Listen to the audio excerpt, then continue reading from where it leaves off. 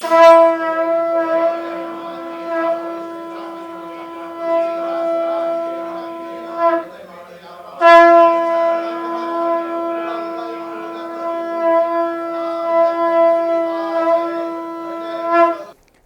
स्वागत है आपका एबीपी न्यूज में। आपके साथ मैं अखिलेश आनंद हूं और यह खास कार्यक्रम हम आपके लिए लेकर आए हैं। आप देख रहे हैं हमारे साथ स्टूडियो में इस वक्त 23 ज्योतिष, इस देश के विद्वान भविष्यवेता हमारे साथ मौजूद हैं, जो अपनी गणना के मुताबिक आपको बताने वाले हैं कि साल 2023 कैसा रहने वाला है। और देखिए, कई मायनों में आज का यह कार्यक्रम महत्वपूर्ण हो जाता है। आपको पता है, पिछले साल का जरा वक्त याद कीजिए, यही वो वक्त था जब पूरी दुनिया से कोरोना की आहट आने लगी थी। और उसके बाद जनवरी, फरवरी, मार्च आते आते अपने देश में कैसा भयानक मंजर हम लोगों ने देखा था। तो क्या एक बार फिर से हम उसी तरफ जा रहे हैं? भविष्य में आखिर क्या छिपा हुआ है भविष्य के गर्भ में, वो जानने की हम कोशिश करेंगे इन भविष्यवेताओं के जरिए। और जैसा कि मैं आपको बता रहा था, पहले भी ये कह रहा था कि सबसे ज्यादा इंसानों के कौतूहल की बात की जाए तो भविष्य को जानने को लेकर ही होती है। तो क्या है आखिर फ्यूचर में, हम जानने की कोशिश करेंगे अलग अलग तमाम दृष्टिकोण से। लेकिन पहले शुरुआत कोरोना की से कर लेते हैं, क्योंकि कोविड को लेकर पूरी दुनिया डरी हुई है। आपसे मैं शुरू करना चाहूंगा, क्या लग रहा है कि आने वाला साल कोविड के लिहाज से क्या खतरनाक है? हाँ जी, कोविड के लिए खतरनाक है, क्योंकि इस साल की जो कुंडली है, जो 12 बजे की कुंडली है, उसके अनुसार चंद्रमा अष्टम भाव पर राहु के साथ हैं और केतु के नक्षत्र में हैं। ये अपने में ही एक आपदाजनक परिस्थिति है। इसके कारण ये कोरोना या कोई ऐसी आपदा जरूर आएगी जिसके कारण पूरे विश्व में लोगों के बीच में हलचल मची रहेगी और सेहत के लिए खासकर बहुत ज़्यादा ये अपने लिए प्रॉब्लम लेके आएगा। नहीं तो ये तो चीज बड़ी डराने वाली एक तरीके से। पिछले, मैं जैसा कि कह रहा था अपने शुरुआती संबोधन में, कि पिछली बार भी ऐसे ही हुआ था। पिछले साल की बात करिए तो साल की शुरुआत ही ऐसी हुई थी। तो क्या उसी तरफ हम जा रहे हैं एक बार फिर से? सबसे पहले मैं एबीपी के दर्शकों को बहुत बहुत बधाई देता हूं 2023 के लिए। मेरे विचार कुछ अलग हैं, क्योंकि अश्विनी नक्षत्र में, जिसका कि स्वभाव आग्नेय होता है, जब कोई वायव्य नक्षत्र में कोई प्लेनेट मूव करता है, खास करके राहु, देखिए दो अंतर समझ लीजिए। प्रसार गुरु करता है और गुरु अप्रैल से आएगा और इसका संबंध अक्टूबर तक रहेगा। राहु उसकी परिस्थितियां बिगाड़ देता है और शनि जो है वो मृत्यु तुल्य कष्ट देता है। लेकिन विदेश में, पश्चिम देशों में इसका प्रसार कष्टदायी होगा, लेकिन भारतवर्ष में यह जानलेवा नहीं है। हाँ, हमें सावधान जरूर रहना है, होशियार जरूर रहना है, क्योंकि यह सच है कि इधर शनि 17 जनवरी को प्रवेश कर रहा है मेष राशि में, और वैसे ही जुपिटर भी आएगा, शनि का भी, और इसी के साथ साथ गुरु का प्रसार भी आएगा। गुरु प्रसारित तो करेगा, लेकिन रक्षा भी होगी। भारतवर्ष को सावधान रहना है और इतना भयावह नहीं है। भारत के लिए भयावह नहीं है, ये आपका आकलन है। लेकिन चीन में जिस तरीके के हालात हैं, जो तस्वीरें वहां से आ रही हैं, लगातार वहां पर हम देख रहे हैं कि लोगों की मौत हो रही है, शवों के अंबार लगे हुए, क्या हिंदुस्तान में एक बार फिर से ऐसा मंजर हो सकता है क्या? देखिए, 2023 का अगर टोटल योग देखते हैं तो 7 योग आता है, जिसका स्वामी ग्रह केतु है। 2, 2, 3, इसमें 3 जो है बृहस्पति हैं और 2 जो है इसको स्वामी चंद्रमा हैं। चंद्रमा और बृहस्पति का योग अगर देखें तो उस तरह की भयावह स्थिति भारत में नहीं होगी जैसे पूरी दुनिया में अभी अमेरिका में या चाइना में हो रहा है। वैसी स्थिति हम नहीं देखते।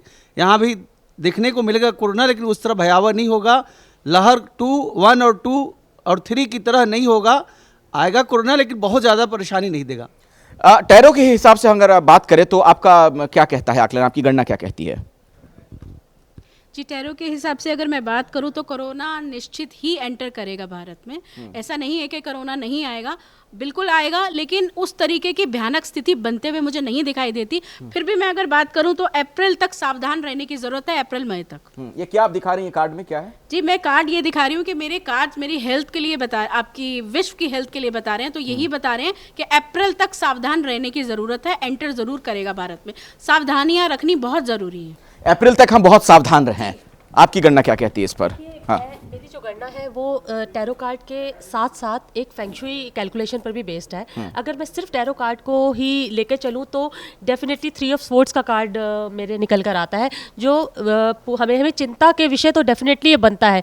लेकिन अगर मैं फेंगशुई के हिसाब से देखती हूँ तो जो इलनेस स्टार है, जो कि किसी भी महामारी का कारण बनता है, वो ईस्ट में लोकेट हो रहा है इस साल, सेंटर में लोकेट नहीं हो रहा। जब सेंटर में लोकेट हुआ था 2020 में, तो विश्व में ये आपदा जो है पेंडेमिक के रूप में आई थी। लेकिन क्योंकि ये ईस्ट में लोकेट हो रहा है तो eastern part of the world को इफेक्ट करेगा, जैसे चाइना हो गया, हांगकांग हो गया, जापान हो गया, तो eastern part of the world को इफेक्ट करेगा ये ज़्यादा। तो हिंदुस्तान क्योंकि eastern part of the world में नहीं आता है तो ये इससे बच सकता है, हमें सावधानी लेके अवश्य। मतलब कोरोना की जो डराने वाली तस्वीरें अलग अलग देशों से सामने आ रही हैं, खासतौर से चीन से, भारत में आपको क्या लग रहा है कि ऐसी स्थिति नहीं रहेगी? देखिए, कार्ड अपने आप में दर्शा रहा है, ये फियरफुल विजन वाला कार्ड ज़रूर है, लेकिन एक डर पैदा किया जाएगा इनिशियली। मार्च अप्रैल में थोड़ी बहुत परेशानी हो सकती है, लेकिन साल के अंत तक कोई बड़ी परेशानी भारतवर्ष के लिए नहीं है। जैसा कि इन्होंने कहा, ईस्टर्न देशों के में आ सकती है दिक्कत, कार्ड्स दिखा रहे हैं, लेकिन फिर भी आपको बिल्कुल केयरफुल रह के चलना है। केयरलेसनेस आप ज़रा सी भी नहीं कर सकते। नहीं, वो तो कोविड के मामले में कहा ही जाता है कि सावधानी ही बचाव है, लेकिन रावत जी क्या लग रहा है 2023 में फिर से पुराना वो मंजर सामने आ सकता है जो हमने पहले देखा? अखिलेश जी, 2019 की जो ग्रह स्थिति थी उसमें और इसमें आज की डेट में बड़ा फर्क है। 2019 में गुरु नीच का था, केतु के साथ युति थी और शनि के साथ युति थी, यानी बृहस्पति जो है हमें शुभता देता है और बैक्टीरिया से लड़ने की हमें क्षमता देता है। शनि और राहु ये दो ऐसे ग्रह होते हैं कि जो लंबी बीमारी, क्रोनिक बीमारी, अस्थमैटिक बीमारी देते हैं। तो आज की डेट में देवगुरु बृहस्पति 22 अप्रैल तक अपनी स्वराशि के अंदर मूवमेंट में है, पावरफुल स्थिति में है। वो अप्रैल के बाद में यानी 22 अप्रैल को, वैसे 31 मार्च को अस्त हो जाएगा, लेकिन शनि की तीसरी दृष्टि और राहु के साथ युति होगी। राहु भी बैक्टीरियल प्लैनेट है और शनि की तीसरी दृष्टि भी बैक्टीरियल प्लैनेट है, लेकिन ये स्वराशि के अंदर है। पावरफुल स्थिति पर दो ग्रहों की दृष्टि और एक नीच ग्रह पर दो ग्रहों की दृष्टि, इसका मतलब जो रेशियो है वो 20 से 25% 2019 के मुकाबले किस चीज का रेशियो?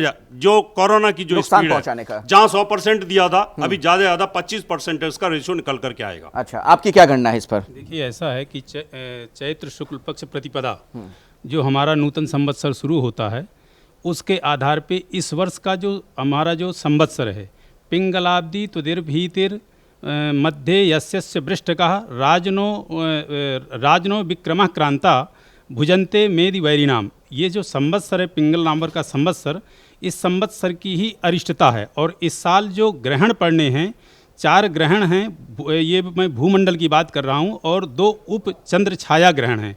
टोटल 6 ग्रहण हैं पूरे भूमंडल में। जो भारत देश में 4 ग्रहण रहेंगे, उसमें से मेन प्रधान एक ग्रहण का ही प्रभाव रहेगा। तो कहने का तात्पर्य कि ये जो कोरोना काल की स्थिति है, ये रहेगी तो, लेकिन वो चरम सीमा वाली नहीं रहेगी। चरम सीमा वाली नहीं रहेगी। जी, थैंक यू अखिलेश जी। तो कोरोना रहेगा, उसका इम्पैक्ट होगा, लेकिन यूरोपियन कंट्रीज़ पर वो ज़्यादा रहेगा। इंडिया में उस लेवल का इम्पैक्ट नहीं आएगा, लेकिन हमें कॉशियस रहना है, कॉन्शियस रहना है, प्रिकॉशंस लेके चलना है। उस लेवल तक का ड्रास्टिक इम्पैक्ट बिल्कुल भी नहीं आएगा। और सबसे बड़ी बात, हमें अपने माइंडसेट को पॉजिटिव रखना है, अपनी साइकोलॉजी को पॉजिटिव रखना है और अपनी सोच को पॉजिटिव रखना है, क्योंकि बहुत चीज़ें हमारी सोच से शुरू होती हैं। अगर हमारी सोच पॉजिटिव है, एटीट्यूड पॉजिटिव है, तो कोरोना हमें जल्दी से हिट नहीं कर सकता। ये तो बिल्कुल डॉक्टरों वाली बात ऐसे कर रही हैं। जब पिछली बार डॉक्टर्स भी यही बात कहा करते थे कि सकारात्मक रहिए, अच्छी अच्छी बातें सोचिए। आपके मुताबिक क्या लग रहा है कि कोरोना का पूरे विश्व में क्या असर रहने वाला, ये जरा बताइए। ये बीमारी क्या और फैलेगी? ऐसा है, जैसे आचार्य जी ने बताया था कि जब हम नववर्ष की बात करते तो हमारा जो चैत्र प्रतिपदा शुक्ल पक्ष को जो शुरू होता है, वहाँ से नववर्ष शुरू होता है। और ये अभी जो 2-3 महीने हमारे बचे हैं, ये हमारे 2079 संवत्सर के आते हैं। अब वहाँ पर राजा आपका शनि था और मंत्री आपका गुरु था। अभी इस बार अच्छी स्थिति यह है कि जो हमारा इस बार 24 मार्च से जो नया संवत्सर शुरू हुआ, उसका राजा जो है बुध है और मंत्री शुक्र है। तो ये शुभ ग्रहों का राजा और मंत्री होने का संकेत देता है कि भाई हम अप्रैल और मार्च ऑनवर्ड्स इम्प्रूवमेंट देखते हैं। विश्व में ऐसी भयावह स्थिति 2020 जैसी नहीं आने वाली है। हाँ, ये जो अभी आप करेंट में ये देख रहे हैं, तो आप देखिए ज्योतिष शास्त्र, वैदिक ज्योतिष के अनुसार नववर्ष हमारा चैत्र प्रतिपदा का है, और बाकी हर महीने की हम जो संक्रांति होती है वहाँ से फलादेश देखते हैं। तो अभी जो धनु राशि की संक्रांति आई थी, उसमें तीनों शुभ ग्रह पीड़ित थे, इसीलिए 16 दिसंबर से लेके अभी तक हम कुछ केसेस देख रहे हैं। और अब मैं आपके दर्शकों को और दुनिया के लोगों को बताना चाहता हूँ, 14 जनवरी की जो संक्रांति आने वाली है, वहाँ से आपके कोरोना के केसेस कम होना शुरू हो जाएंगे, हीलिंग शुरू हो जाएगी। क्योंकि कम होने शुरू हो जाएंगे भारत में भी। भारत में तो अभी इतना केस हुआ ही नहीं है। पूरे विश्व की बात कर रहा हूँ उसमें। पूरे मैं विश्व की बात कर रहा हूं कि इसमें वहां शुरू हो जाएंगे, क्योंकि उसमें 6th हाउस बहुत स्ट्रॉन्ग आ रहा है। ठीक है। 6th हाउस का लॉर्ड जहां से हम बीमारी देखते हैं, वहां अपने ही घर में ही है, और सूर्य भी वहीं। मैं उस पर आता हूं। एक चीज मुझे बताइए जरा, जो चीन से खबरें आ रही है, ऐसा लग रहा है कि चीन क्या बर्बाद हो जाएगा पूरी तरीके से इस बार कोरोना में? देखिए ऐसा है कि अभी पूर्व में 2 ग्रहण होकर के चुके हैं और वो जो दूसरा जो ग्रहण है वो मेष राशि से संबंधित था। जो उस राशि से संबंधित देश हैं, मैदानी ज्योतिष की जब हम बात करते हैं ना, तो हम ये देखते हैं कि इस महीने में कितने वार हैं, किस प्रकार की तिथियों से प्रारंभ हुआ है, किस प्रकार के योग में प्रारंभ हुआ है। तो आने वाले समय में मुझे लगता है कि अभी वहाँ की स्थितियाँ बहुत अच्छी तो नहीं दिखाई देती हैं। अच्छा। और मेष राशि के लिए ये जो समय सुधरेगा जब बृहस्पति अपना प्रभाव प्रारंभ करेंगे। अभी कुंभ में शनि रहेंगे और मीन में बृहस्पति हैं और मेष में जब आएंगे तो स्थितियां सारी दुनिया के लिए ही सुधरेंगी। सारी दुनिया के लिए सुधरेंगी। ठीक है। अच्छा, एक बात बताइए, 2022 की जब शुरुआत हुई थी, मैं बार बार वही बात कह रहा हूँ, यही वो वक्त था जब लोग बहुत डरे हुए थे और कोरोना की वजह से कितना बड़ा नुकसान हुआ था सभी ने देखा था। हाँ, शुरुआत की बात मैं कर रहा हूं, लेकिन 22 में जो कोरोना की दूसरी लहर हम लोगों ने देखी थी हिंदुस्तान में, इस बार किस तरीके के हालात बन रहे हैं? देखिए, अगर हम 2023 की बात करते हैं, 2023 को लेकर के अगर हम बात करते हैं, बहुत कुछ ध्यान देने वाला है। जैसा कि 2023 में जनवरी 7 तारीख से माघ मास प्रारंभ हो रहा है और 5 फरवरी तक जो है वो माघ मास रहेगा। 7 जनवरी से 5 फरवरी तक रहेगा। इस बीच में 5 शनिवार और 5 रविवार दोनों बन रहे हैं, जो कि बड़ा स्पष्ट रूप से दर्शाता है कि विश्व में रोग उत्पात बढ़ेगा। अच्छा। विश्व में रोगों का जो उत्पात है वो बढ़ेगा और क्लिष्ट रोगों की उत्पत्ति होगी। यानी कोविड अपना जो वेरिएंट है जो वो बार बार चेंज कर रहा है, उसके अनुसार निश्चित रूप से आपको जनवरी से लेकर के और ये 7 जनवरी से 5 फरवरी के बीच में उसके किसी नए वेरिएंट की उत्पत्ति आपको विश्व के अंदर नजर आएगी। तो निश्चित रूप से क्लिष्ट रोग उत्पन्न होगा। तो आप जो बात कह रहे हैं उसी से मैं एक सवाल अब आगे बढ़ाना चाहता हूं, आता हूं फिर मैं आपके पास, कि भारत में जो अभी तक वैज्ञानिकों का दावा है, उनका यह कहना है कि जो पुराना वेरिएंट था उसके खिलाफ हमारे यहाँ प्रतिरोधक क्षमता हम लोग डेवलप कर चुके हैं, लेकिन अगर म्यूटेशन होता है, कोई नया वेरिएंट आता है, तब तो फिर बड़ा नुकसान हो सकता है। देखिए अखिलेश जी, 2 चीज़ें। अगर कोरोना के लिए देखा जाए 2023 का जो वर्ष है अखिलेश जी, इसमें जो शुरुआती महीना है जनवरी का, अगर हम ध्यान देते हैं 17 जनवरी तक जो शनि की स्थिति है, आप देखें कि अभी बढ़ेगा, शुरुआती दौर में वैश्विक स्तर पर बढ़ेगा और इसका प्रभाव बढ़ेगा, लोगों को ग्रसित करेगा ये। लेकिन आप ये समझिए कि जो इसका पीक आने वाला है वह लेगा फरवरी से लेकर मार्च के मध्य में, जब शनि और सूर्य की युति आएगी और उसके साथ ही शनि अस्त भी हो रहे हैं उसी बीच में, तो इस बीच बढ़ेगा। लेकिन मार्च के बाद, 15 मार्च के बाद यह वैश्विक स्तर पर यह शांत होगा और भारतवर्ष के लिए मैं बोलना चाहूँगा कि इतना प्रभावी यह नहीं है, ना ही 2023 में यह प्रभावी भारतवर्ष में बहुत ज़्यादा। चलिए, ये आपने एक अच्छी बात बताई, थोड़ी सुकून वाली बात है, क्योंकि लोग फिर से देखिए पंडित जी डरे हुए, सहमे हुए हैं। देखिए, अष्टमम आयुषः स्थानम अष्टमाद अष्टमम चयत तयोरपि व्यय स्थानम मारक स्थानम उच्यते।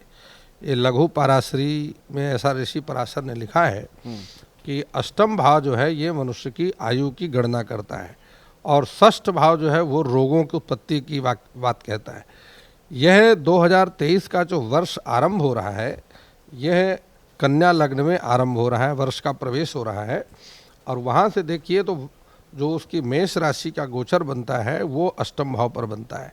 यहाँ पर चंद्रमा और राहु की युति, राहु भयंकर रोग का प्रतीक है, इसलिए इसमें किसी प्रकार से संदेह नहीं करना चाहिए कि कोरोना नहीं आएगा। निश्चित आएगा, भयंकर कोरोना की स्थिति रहेगी और 14 जनवरी से लेकर के 20 और 35 दिन तक की स्थिति जो है वो लॉकडाउन जैसी स्थितियों का सामना करना पड़ेगा। लॉकडाउन जैसी स्थिति बन जाएगी, ये तो बड़ी बात आप कह रहे हैं। अभी तक तमाम जो हमारे साथ यहाँ पर भविष्यवेता बैठे हुए हैं, ज्योतिष बैठे हुए हैं, उनका ये कहना है कि इस तरीके के हालात नहीं बनेंगे, लेकिन आप तो कह रहे हैं कि लॉकडाउन की स्थिति भी बन सकती है। आपकी क्या इस पर गणना है? हाँ। मैं पंडित जी की बात को आगे बढ़ा तो एक बात कहना चाहूँगा। हम जब कुंडली का अध्ययन करते हैं तो जो 1 जनवरी 2023 की हमने कुंडली बनाई है, नो डाउट उसमें हम संघटा चक्र का प्रयोग करते हैं। राशि संघटा चक्र में 17 जनवरी और 22 फरवरी, ये जो 2 पीरियड जो रहेंगे, ये नो डाउट भारत के लिए भी सेंसिटिव है, हमें सावधान रहने की बहुत आवश्यकता है। और आपने चीन की बात की, हमने चंद्र ग्रहण के समय भी बोला था हम लोगों ने कि चीन की स्थिति खराब है, आगे आने वाले समय भी चीन की स्थिति खराब है। वहाँ से लगभग सारे निवेशक उठ जाएंगे और उससे आर्थिक परेशानियों का सामना ये करना पड़ेगा। बहुत बड़ी बात आपने कही है। Yes, मैं मैं यहीं से देखिए चर्चा को आगे बढ़ाना चाहता हूं, क्योंकि इस बात को समझने की जरूरत है कि कोविड का असर सिर्फ इंसान के स्वास्थ्य पर नहीं पड़ रहा है। ऐसा नहीं कि हम सिर्फ आईसीयू में जा रहे हैं, बल्कि अर्थव्यवस्था भी वेंटिलेटर पर जा रही है। और कहीं एक बार फिर से इस तरीके के हालात बने तब तो बहुत बड़ा नुकसान हो सकता है। अर्थव्यवस्था के लिहाज से आप क्या देखती हैं आगे? देखिए, सबसे पहले एबीपी के दर्शकों को नववर्ष की हार्दिक मंगल कामनाएं। और बात कोरोना की हो रही है तो मैं साल की जो शुरुआत है देखिए बहुत महत्वपूर्ण है। और शुरुआत वाले दिन 1 जनवरी को सूर्य धनु लग्न में उदय हो रहे हैं और गुरु जो मीन राशि के लॉर्ड हैं, ये दोनों आपस में जो योग बना रहे हैं वो केंद्र के। तो जब सूर्य से गुरु केंद्र में है और सूर्य को हम रोग प्रतिरोधक के लिए भी मानते हैं, तो मुझे नहीं लग रहा कि इतना घुसपैठ कोरोना की होगी। हाँ, दस्तक ज़रूर देगा कोरोना, लेकिन इतना ज़्यादा नहीं। अगर हम भारत की कुंडली से भी देखें तो चंद्रमा में केतु की दशा चल रही है। चंद्रमा पुष्य में है और केतु हमारा अनुराधा में, और ये दोनों ही शनि के नक्षत्र हैं। और मेन ट्रांजिट जो शनि का हो रहा है उस पर ही डिपेंड करता है, क्योंकि शनि को हम मानते हैं कि हाँ रोग के लिए। अगर कर्क राशि से भी देखें जो हमारे भारत की है गोचर में, तो अष्टम भाव से हो रहा है। तो इसलिए हम मान सकते हैं कि कोरोना आएगा, अवश्य आएगा, लेकिन उतनी तेजी से नहीं। एक इसमें देखिए मैं क्या कह रहा हूं, उतनी तेजी से अगर नहीं भी आता है तो भूमंडलीकरण का ये दौर है। पूरी दुनिया एक गांव है, सारे देश आपस में जुड़े हुए हैं। अगर इसका बुरा असर अमेरिका या चीन जैसी इकोनॉमी पे भी पड़ता है तो उसका असर भारत जैसे देश पर भी पड़ने वाला है। देखिए, बिल्कुल पढ़ने वाला है। और अगर हम इस साल की शुरुआत की बात करते हैं तो हम कन्या लग्न की राशि उदय हो रही है जब साल की शुरुआत होगी 12 बजे। और इसके साथ साथ जो चंद्रमा है राहु के साथ मेष राशि में है, मंगल स्वामी होते हैं मेष राशि के। तो मुझे ऐसा लगता है कि हाँ, इस दौरान जो है छोटी मोटी, जैसे अभी कोल्ड वॉर चल ही रहा है यूक्रेन और रशिया के बीच में, तो लड़ाई झगड़ा होना बढ़ सकता है, ऐसी न्यूज़ेज आ सकती है और कोरोना भी हमें अटैक करेगा। और यही नहीं, हम साल के अंत में, क्योंकि बीच में मुझे ऐसा लगता है कि जनवरी टू 22 अप्रैल जो है ऐसी स्थितियाँ बनेंगी कोरोना की, मगर उसके बाद चीजें ठीक हो जाएंगी। जैसे जैसे त्योहार आएंगे आगे समय बढ़ेगा, मगर साल के अंत में भी 2000 त्योहारों में ही तो डॉक्टर्स कहते हैं कि बच के रहिए, एक्सपर्ट्स कहते हैं कि कोरोना फैल जाता है। आप कह रही हैं त्योहारों में कम हो जाएगा। मैं वही बात कर रही हूँ। बिल्कुल उस टाइम पे जो है स्थितियां संभलेंगी, क्योंकि जनवरी टू अप्रैल जो है बहुत सारे प्रिकॉशंस रखे जाएंगे। उसके बाद फिर वही चीज़ है कि साल का अंत होते होते, जैसे जैसे 2023 का अंत होगा, फिर एक बार जो है हम ये सारी चीज़ों के वेरिएंट देख सकते हैं दोबारा। अच्छा, 2023 के अंत तक ये चीज़ फिर से आ सकती है। ये तो एक नई बात आपने कह दी, मतलब फिर से लोग डर जाएंगे। जी देखिए, पहली बात तो ये है कि वर्ष का जो नंबर है वो 7 है। केतु इम्यूनिटी को चैलेंज करेगा, बुध राजा है वो रक्षा करेगा। तो बुध के जो सब्जेक्ट हैं उनको हमें देखना है। पहला है हेल्थ, दूसरा है फाइनेंस, तीसरा है टेक्नोलॉजी। तो हेल्थ को काफ़ी हद तक रक्षा करेगा। बुध औषधि का भी है, इसका मतलब जो चैलेंज आएंगे उनकी औषधियाँ भी उपलब्ध होंगी। तो ये भारत के संदर्भ में आप कह रहे हैं, क्योंकि चीन में तो क्या हो रहा है कि दवाई की दुकानों में लूट हो रही है, वहाँ तो दवाइयाँ भी उपलब्ध नहीं है। लेकिन बुध जो है औषधियों का है, कोई ना कोई विकल्प देगा। और भारत में नुकसान कम से कम होगा। भारत में कोई मारक स्थिति नहीं है। फाइनेंस भी भारत में ठीक रहेगा, आर्थिक स्थितियाँ अच्छी रहेंगी। पर चैलेंज हैं। मैं कहता हूँ ना, वो कहते हैं ना कि आपकी जिह्वा पर सरस्वती का निवास हो, आपकी कही बात एकदम सच साबित हो जाए। मैं वही चाहता हूँ, क्योंकि अब लोग ना डरें तो बेहतर है। बहुत बुरे हालात हुए थे। एक चीज और कहना चाहूंगा, देखिए डर का जो माहौल है वो असल में डर नहीं है, भ्रम ज्यादा है। और हमारे मित्र ज्योतिषियों ने पिछले प्रोग्राम में कहा था, कई लोगों ने, कि इसका प्रभाव ग्रहण का 6 महीने तक रहेगा। तो उस प्रभाव के कारण भ्रम की स्थिति रहेगी। अच्छा, एक बात मैं आप लोगों से जानना चाहूंगा, जो पिछली पंक्ति में तमाम बैठे हुए हैं विद्वान, आपसे शुरू करता हूं मैं। ठीक है, चलिए मान लीजिए स्वास्थ्य पर भारत में असर नहीं पड़ता है, ज्यादा लोगों की जान नहीं जाती है, लेकिन इकोनॉमी पे अगर बुरा असर पड़ता है तो वो भी तो एक तरीके से बहुत ही भयावह उसके नतीजे होते हैं। आपकी गणना क्या इस पर कहती है? देखिए, पहले तो मैं थोड़ा कोरोना के ऊपर बोल देता हूँ। मेदनीय ज्योतिष के अनुसार देखा जाए तो जब भी गुरु और शनि की युति बनती है तो कहीं ना कहीं संसार के अंदर युद्ध की स्थितियां होती हैं, संसार के अंदर महामारी की स्थिति होती है। कोरोना का नाम हम भूल जाते हैं। तो ये जो स्थिति थी 1960 में भी बनी थी, 1980 के अंदर भी बनी थी, 2000 के अंदर, 2001 के अंदर भी बनी थी, जिसमें कि वर्ल्ड ट्रेड सेंटर पे अटैक हुआ था। और युद्ध की स्थिति आप आंकड़े खंगाल के देखिए, इसमें हुई है। अभी क्या है कि 2020 से 2022 के बीच में भी ये स्थिति बन रही है। नल नाम का संवत्सर है, राजा शनि है और मंत्री गुरु हैं, यानी गुरु शनि की युति अभी भी बन रही है। यानी 21 मार्च 2023 तक कोरोना की स्थिति बढ़ सकती है। पहली चीज ये, चाइना में स्थिति बढ़ सकती है। मतलब पूरी दुनिया में कह रहे हैं आप, ये भारत में? पूरी दुनिया में कह रहा हूँ, भारत के बारे में नहीं कह रहा। भारत की, क्योंकि मेदनीय ज्योतिष के अनुसार मकर राशि है, तो मकर राशि से 17 जनवरी को कुंभ राशि में मूव कर जाएंगे शनि, यानी कि भारत की स्थिति बहुत अच्छी है। भारत में कोरोना की स्थिति इतनी ज्यादा मैं चाहता हूं ऐसा नजर नहीं आप कह रहे हैं, और मैं दर्शकों को देखिए बताना चाहूंगा, साल 2023 की जब बात हो रही है ना, ईयर ऑफ इंडिया इसे हम कह रहे हैं। कई बड़े आयोजन भी हिंदुस्तान में होने वाले हैं, G20 का भी आयोजन होने वाला है, यानी पूरी दुनिया की नजर भारत पर है। और अगर ऐसे में कोरोना की वजह से कोई बड़ी दिक्कत होती है तो जाहिर तौर पर उसका बड़ा नुकसान आने वाले वक्त में होगा। राखी जी, अर्थव्यवस्था के लिहाज से भारत के संदर्भ में आप कैसे देखती हैं आने वाला साल? देखिए, सबसे पहले तो मैं आपको कोरोना को लेके बता दूं, अर्थव्यवस्था अगर उसी से जुड़ी है तो यहाँ सवाल थोड़ा सा बदलने की ज़रूरत है। कोरोना आ जाएगा, मतलब कोरोना गया कब था? कोरोना तो हमारी ज़िंदगी का एक हिस्सा बन चुका है, तो कोरोना तो आपके और हमारे बीच में ही है। क्या भावी वैसी स्थितियाँ होंगी जैसे पहले थी?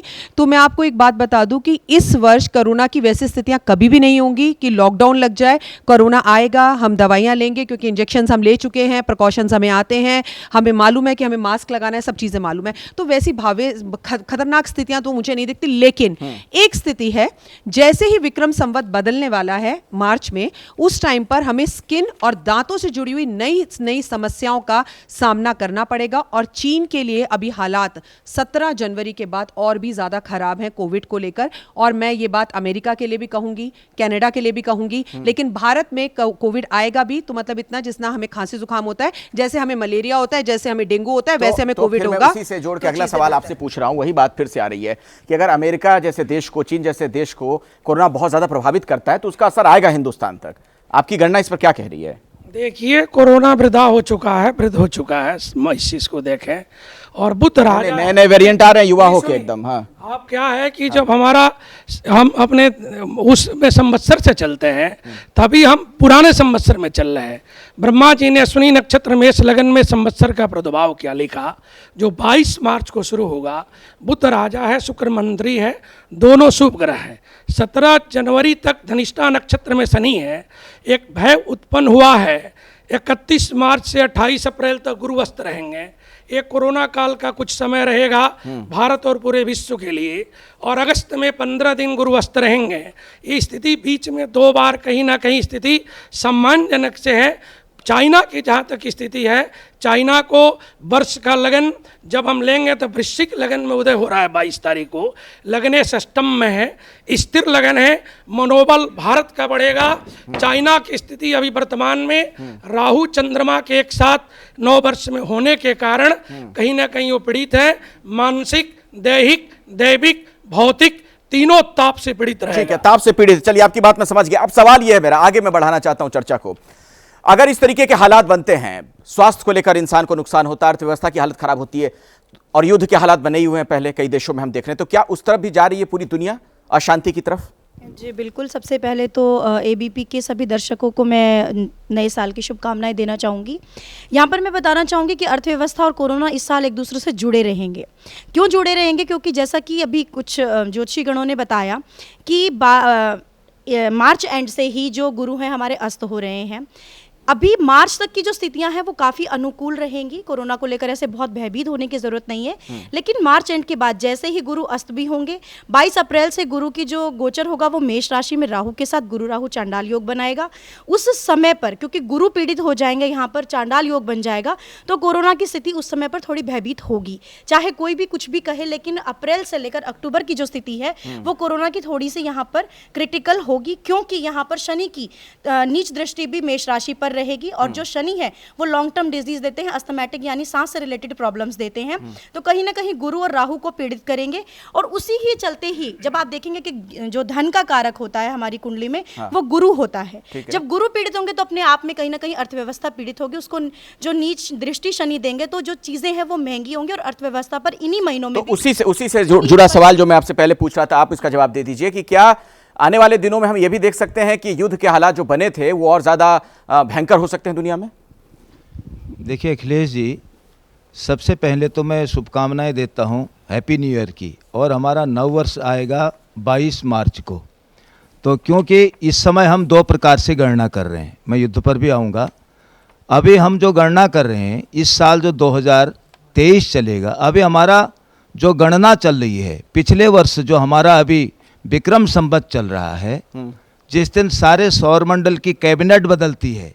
पिछले वर्ष शनि और बृहस्पति, शनि राजा थे, बृहस्पति महामंत्री थे, तो वो कब समाप्त हो रहे हैं? 17 जनवरी 22 मार्च को। उसके बाद बुध राजा हैं और शुक्र जो है महामंत्री हैं। और शुक्र की नीति, शास्त्रों में शुक्र की नीति सर्वश्रेष्ठ नीति कही गई है भारत के लिए। भारत शुक्र नीति के अनुसार ही एक विश्व स्तर पर महाशक्ति के रूप में, वैचारिक शक्ति के रूप में, मध्यस्थता के रूप में आएगा। और भारत के लिए बहुत महत्वपूर्ण समय ये आने वाला है। और कोरोना का कोई ज़्यादा विभीषिका हल्का फुल्का रहेगा, बल्कि 24 तक, क्योंकि हमारा जो संवत्सर चलेगा जी 24 तक चलेगा, मार्च तक। तो इसी स्थिति के कारण भारत में न तो कोरोना की कोई उतनी बड़ी विभीषिका हो सकती है। मैं एक इस पे सवाल पूछना चाह रहा हूं सभी लोगों से। बार बार चूंकि जो बात आ रही है, ज्यादातर लोग इस मत में यहां मुझे नजर आ रहे हैं कि भारत में बहुत ज्यादा नुकसान नहीं होगा। आप में से कितने लोग हैं, जरा हाथ उठाकर प्लीज बताइए, जिन्हें लगता है कि भारत पर कोरोना का ज्यादा इस बार असर नहीं होगा? लगभग सभी लोग हैं क्या? आप अकेले पड़ गए इसमें, इस मामले में? आपको क्या क्यों लग रहा है कि भारत पे असर होने जा रहा है कोरोना का? देखिए, ऐसा है कि विधिवत मैंने सिद्धांत के अनुसार इसकी कैलकुलेशन किया है। हाँ। इसलिए दुनिया कुछ भी बोलती रहे, मैं सहमत नहीं हूं कि भारत पर असर नहीं होगा। भारत पर 100%। नहीं तो कौन सी गणना, थोड़ा बताइए उसको तार्किक आधार पे, क्या किस वजह से आप कह रहे हैं? खडनम भयातम भभोगो धृतम तत् कतर्कग्न युक्तेश युक्तम दिनगनम नवाप्तम शशि भाग पूर्वस्तु भुक्ति खखा भ्रष्ट वेदा भोगेन युक्ता। ये चंद्र स्पष्ट का सूत्र है। अच्छा। और चंद्रमा सबसे खराब अष्टम भाव पर होता है। और वर्ष आरंभ में चंद्रमा अष्टम भाव पर ही राहु के साथ में युति बना रहा है। वहां पर भी केतु का संबंध, जो नक्षत्र संबंध बन रहा है, हाँ। यह किसी स्थिति में भी नजरअंदाज करने की स्थिति नहीं है। तो आप लोग क्या नजरअंदाज कर रहे हैं? आप नजरअंदाज कर रहे हैं क्या? हाँ? नजरअंदाज कर रहे हैं? हाँ। बिल्कुल नहीं। हाँ, हाँ। हम उसको नजरअंदाज नहीं कर रहे, क्योंकि किसी भी प्रकार के वायरस का जो प्रसार करता है वो जुपिटर करता है, हमेशा याद रखिए। राहु उसे अनियंत्रित करता है और शनि उसके अंदर भयानक बीमारियां पैदा करता है। लेकिन जब जुपिटर अभी मीन राशि में है, स्वराशि में है, तो कम से कम यह ध्यान रखिए कि वो धनु राशि को भी बल देगा। और जहां जहां उसकी दृष्टि जाएगी, मेष राशि पे और सिंह राशि पे, ये शुभता प्रदान करेगा। ठीक है। अच्छा, छोटे में जरा बताइएगा, मैं आप सभी लोगों के पास फौरन आना चाहूंगा। एक एक लाइन में आप बताइए। आपसे शुरू कर रहा हूं कि कोरोना का इस बार भारत पर बहुत ज्यादा दुष्परिणाम नहीं होगा, ऐसा आपको क्यों लगता है? क्या वजह, तर्क उसके पीछे क्या है? देखिए, तर्क तो ये है कि कुंडली जो बनी हुई है, ये कन्या लग्न की कुंडली सबने बोला है। कन्या लग्न की कुंडली अभी नहीं, 100 साल तक यही बनेगा। 1 जनवरी को 12 बजे रात को हर बार कन्या लग्न ही होगा। तो इसको किसी को बताने की ज्यादा जरूरत नहीं है। राशि से देखना है, राशि है मेष राशि, और वहाँ क्योंकि हमारे लिए मेष राशि चतुर्थ भाव का है, इसलिए। और दूसरी बात, सुरासुरम रोगहरम सर्पादि भीतिहरम, जो राहु है वो रोग को हरने वाला है। तो ये हमारे चतुर्थ भाव पर आ रहा है। मैं पूरे विश्व की नहीं बोल रहा, विश्व में तो बहुत ज्यादा रहेगा। मेरे को इसका ये नहीं है संक्षेप इतना सभी उसमें नहीं। तो देखिए, विश्व में अगर रहेगा, वही बात सर मैं कह रहा हूं बार बार, पूरे विश्व में रहेगा तो आज की तारीख पे पूरी दुनिया में अगर कोई असर होता है तो आप ये नहीं मान के चल सकते हैं कि भारत में उसका असर नहीं होगा। सारे देश जुड़े हुए हैं आपस में, यहाँ के लोगों के ऊपर इतना असर नहीं होगा। जी, भारत की जहां तक बात है, मैं टैरो कार्ड्स निकाले हैं मैंने, तो कि भारत पर उसका कितना असर होगा, तो मेरा जो कार्ड निकल कर आया है वो निकल कर आया है चैरियट का। चैरियट का कार्ड ये सजेस्ट करता है कि जितने भी अपोजिंग फोर्सेस हो, जितनी भी मुश्किलें हो, जितने भी चैलेंजेस हो, भारत इक्विप्ड रहेगा उसको फेस करने के लिए, और हमारा जो इंफ्रास्ट्रक्चर है उसको बहुत आसानी से झेल जाएगा। अच्छा। तो भारत पर उसका अगर असर तो क्या हमें अर्थव्यवस्था के लिहाज से भी नुकसान नहीं होगा? महंगाई, बेरोजगारी, इन तमाम जो फ्रंट पे अगर देखें। देखिए, यहाँ कार्ड्स जो मैंने उठाए हैं, पहला कार्ड सफरिंग कार्ड है, फिर इमोशनल फियरफुल विजन एक रहेगी। लेकिन एट द सेम टाइम, क्योंकि ये 2023 केतु का वर्ष है, केतु मोक्ष का कारक है, तो यहाँ अगर डीपली जाके देखा जाए तो बहुत ज़्यादा नुकसान इसलिए नहीं होगा क्योंकि बॉडी एक टाइम पे इम्यून हो चुकी है कोरोना से लड़ने के लिए। हमें पता है क्या प्रिकॉशन। लेकिन अगर इकोनॉमी स्लो डाउन होती है, मैं कहता हूँ चलिए लोगों की जान नहीं जाएगी इस बार, प्रतिरोधक क्षमता भी डेवलप हम लोग कर चुके हैं अपने देश में, बार बार ये बात कही जा रही है। हालांकि अभी हम नहीं कह सकते हैं कि पुख्ता तौर पर ये बात, जब तक कोरोना का पूरा असर ना हो जाए। लेकिन अगर इकोनॉमी स्लो डाउन वाली स्थिति बनती है तो उसका तो फिर बहुत सारे उसके आयाम होते हैं ना, कई डायमेंशन होते हैं। देखिए इस साल बहुत सारी नई पॉलिसीज़ बनेंगी, इम्प्लीमेंटेशन जो है वो रुक सकता है साल के अंत तक, क्योंकि इम्प्लीमेंटेशन का साल जो है वो 2024 रहेगा। इस साल बहुत कुछ इकोनॉमी वाइज न्यूट्रल चलेगा, ये नहीं होगा कि बहुत इकोनॉमी जो है वो बेटर हो गई या ठीक है। भारत के लिए सबसे अच्छी बात क्या नजर आता है? मैं आता हूं, भारत के लिए सबसे अच्छी बात क्या हो सकती है अगर इस कोरोना काल में हम देखें? देखिए, विक्रम संवत 2080 के जो राजा हैं वह बुद्ध हैं और बुद्ध आरोग्य के देवता कहे जाते हैं और मंत्री जो हैं शुक्र हैं। इसके आधार पर हम कह सकते हैं कि भारत में 2023 में उतना असरकारी कोरोना नहीं होगा। और भारत में सबसे अच्छी बात यह है कि भारत में ज़्यादा से ज़्यादा लोगों को जो है वैक्सीन लग चुकी है, 2 वैक्सीन लग चुकी है। नहीं, वो बात तो है, लेकिन मैं दरअसल उसके अगले पहलू की तरफ आ रहा हूं। आप थोड़ा सा टैरो कार्ड के जरिए बताइए कि इकोनॉमी पर या पूरी दुनिया में जो अभी युद्ध जैसे हालात बन रहे हैं उस पर क्या असर आप देख रही हैं?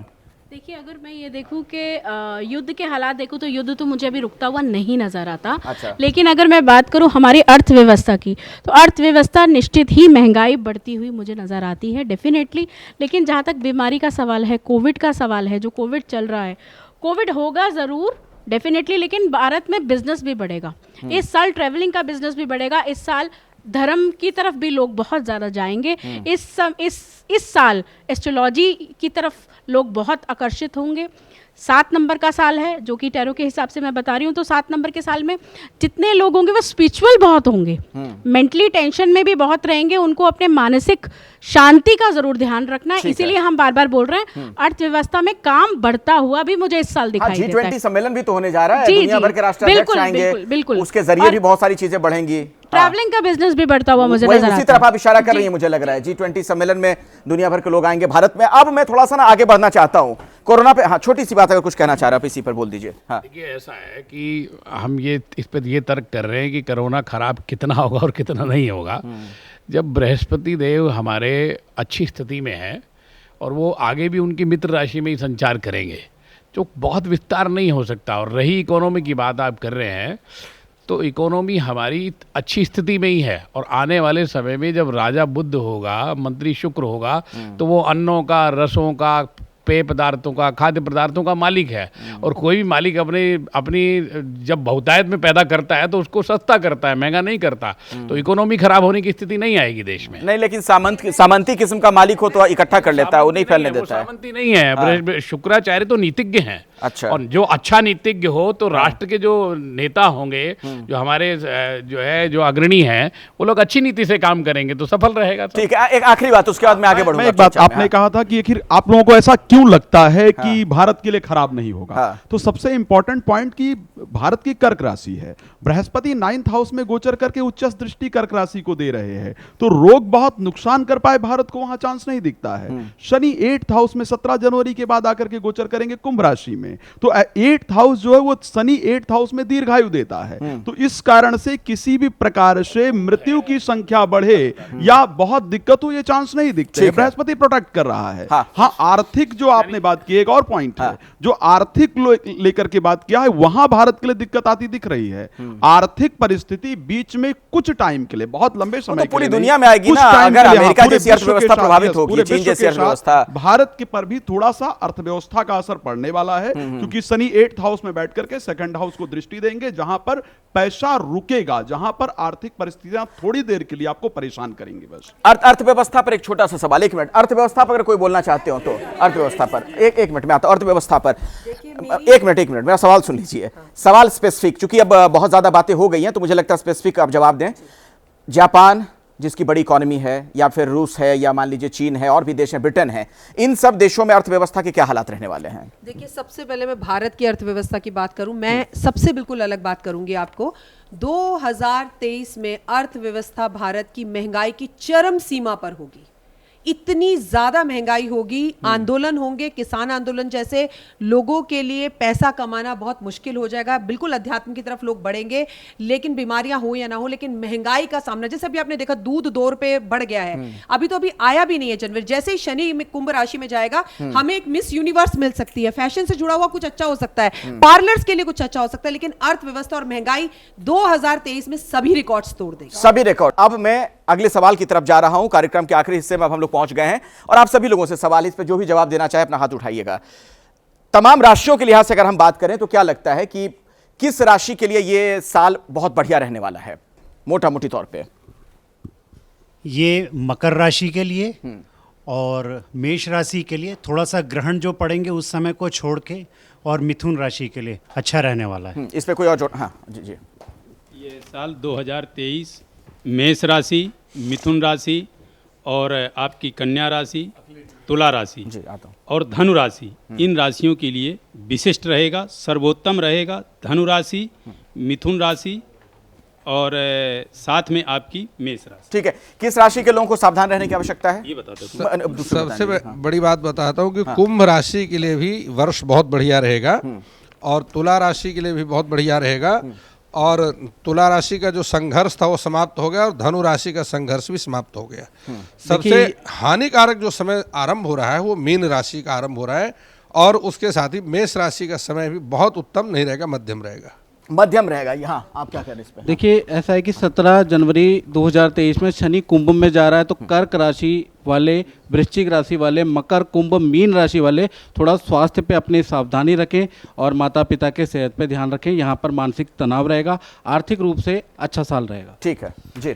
किस राशि के लोगों को सावधान रहने की आवश्यकता है? इस बार जो राजा बुध हैं तो कम से कम मिथुन और कन्या राशि को वो सारे सुख देंगे जिनका सालों से उनका इंतजार था। मार्च की बात, जिनका वो सालों से इंतजार कर रहे थे जिन सुखों का, वो सुख देगा। अच्छा, मिथुन और कन्या। अलर्ट किसको रहना है? किस राशि के लोगों को अलर्ट रहना है, सावधान रहना है? मेरे हिसाब से सबसे ज्यादा इंपॉर्टेंट है कि जो मेष राशि के स्पेशली लोग हैं जिनकी बात की जा रही थी कि बहुत अच्छा रहेगा, मेष राशि में स्वयं राहु गोचर करेगा जहां पर कि वो मंगल के यहां जाकर के अपने आप को संतुष्ट समझता ही नहीं है। तो मेष राशि और तुला को तो विशेष अलर्ट रहने की आवश्यकता है। स्पेशली मीन राशि में स्वराशिगत बृहस्पति गोचर करेंगे अप्रैल मंथ तक, तो मीन राशि के लिए यह वर्ष बहुत अच्छा होने जा रहा है, खराब नहीं होने जा रहा है। मीन राशि के लिए, मीन राशि के लिए स्पेशली बहुत मेष, सुंदर होने जा रहा है। सिंह, धनु, इनको ज्यादा सावधान रहने की जरूरत है। मेष, सिंह और धनु राशि वालों के जो पिता हैं उनको हृदय की समस्या हो सकती है, उनके अपने स्वास्थ्य के लिए भी अच्छा नहीं। कर्क राशि वालों के लिए भी स्वास्थ्य के लिए अच्छा नहीं है। कुंभ राशि वालों के लिए बहुत अच्छा होने वाला है, वृष राशि वालों के लिए बहुत अच्छा होने वाला है और मिथुन राशि वालों के लिए ये साल बहुत ही गोल्डन ईयर साबित होने वाला है। गोल्डन ईयर, ठीक है। किस राशि के लोगों को सावधान रहना है? मुझे लग रहा है सावधान मेष राशि वालों को रहना बहुत पड़ेगा इस बार। और जो अच्छा है वो अभी बताया मीन राशि वालों के लिए, क्योंकि उनका स्वराशि में बृहस्पति का गोचर बहुत अच्छा है। कुछ लोग कह रहे हैं उनके लिए अच्छा नहीं है, लेकिन मुझे लग रहा है मीन राशि वालों के लिए अच्छा है। सावधान रहना है कर्क राशि वालों को और तुला राशि वालों को। तुला, हाँ, आखिरी कमेंट। हाँ, देखिए, कर्क और वृश्चिक पे शनि का ढैया रहेगा और बुध की जो राशियां और शुक्र की राशियां हैं सुखी रहेगी। मिथुन होता है, कन्या होता है, तुला होता है और वृष होता है। ये चार राशि वर्ष में ज़्यादा सुखी रहेगी। मंत्री राजा होने के कारण बल्कि देवगुरु की दृष्टि इस राशि पे पड़ेगी, सिंह पे भी पड़ेगी, तुला पे भी पड़ेगी, धनु पे भी पड़ेगी। मध्यम सुख सर, आपके साथी भी रह जाएंगे। हाँ, मैं 12 राशियों की बात करूंगी। 12 की 12 राशियों के लिए वर्ष बहुत अच्छा रहेगा और बहुत खराब भी रहेगा। कैसे? जब भी शनि अपने घर होता है मकर राशि में, आप अपने घर में होते कैसा फील करते हैं? अच्छा फील करते हैं ना। तो बिलीव इन कर्मा, आप जैसे कर्म करेंगे ये वर्ष 12 राशियों के लिए वैसा ही रहेगा। थोड़ा सा परेशान करेंगे जब हम अंगार दोष बनेगा गुरु के साथ, वहां संभलना है। ठीक है। हाँ, अब आखिरी कमेंट, समय नहीं है, आपकी प्रतिक्रिया। हाँ। देखिए, अलग अलग राशियों की अगर चर्चा करें तो पूरे विश्व में 8 अरब लोग हैं और 800 करोड़ लोगों के बारे में जब हम चर्चा कर रहे हैं तो हम अगर मैदनी ज्योतिष के सिद्धांत पर चर्चा करें तो बृहस्पति से संबंधित राशियां अच्छा फल भोगेंगी। कौन है वो शुक्र से राशियां? मीन और धनु और तुला। शुक्र से संबंधित राशियों के लिए अच्छा होगा जो है वृष और तुला। ठीक है। और बुध से संबंधित राशियां भी उसमें लाभदायक रहेंगी। जो है मिथुन और कन्या, इन राशियों को विशेष लाभ होगा, बाकी मध्यम होंगी। बहुत नुकसान अगर किसी को हो सकता है तो जैसे शनिदेव परिवर्तित होंगे, जब वो अप्रैल के बाद अपनी अवस्था को बदलेंगे बृहस्पति, तब मेष राशि वालों को लोगों को बहुत सतर्क रहने की सतर्क रहने। ठीक है, रामा जी आखिरी कमेंट आप समय। जी, मैं बताना चाहता हूँ 4 राशि वालों को बहुत ज्यादा खुश हो जाना चाहिए। एक तो वृष राशि के लिए यहाँ पर सच नाम का महापुरुष राजयोग बनेगा। सिंह राशि आपका भी ससनाम का महापुरुष राजयोग बनेगा, आप भी खुश रहिए। वृश्चिक राशि आपका भी ससनाम का महापुरुष राजयोग बनेगा, और एक कुंभ राशि। इन 4 राशियों के केंद्र में शनि विराजमान रहेगा, और केंद्र में जब शनि होता है तो खूब धन्य धान्य देता है, छप्पड़ फाड़ करके धन देता है। चलिए, तो हमारी यही उम्मीद है। आखिर में यही कहना चाहूंगा दर्शकों से कि ये साल 2023 सभी को छप्पड़ फाड़ के धन दे, और आपकी राशि में, आपकी कुंडली में कुछ भी हो, मेहनत करने से मत घबराइए। जितनी मेहनत करेंगे अपनी तकदीर को आप उसी तरीके से बदलते चले जाएंगे। बहुत बहुत शुक्रिया आप तमाम मेहमानों का स्टूडियो में आने के लिए और दर्शकों तक ये अमूल्य बातें पहुंचाने के लिए।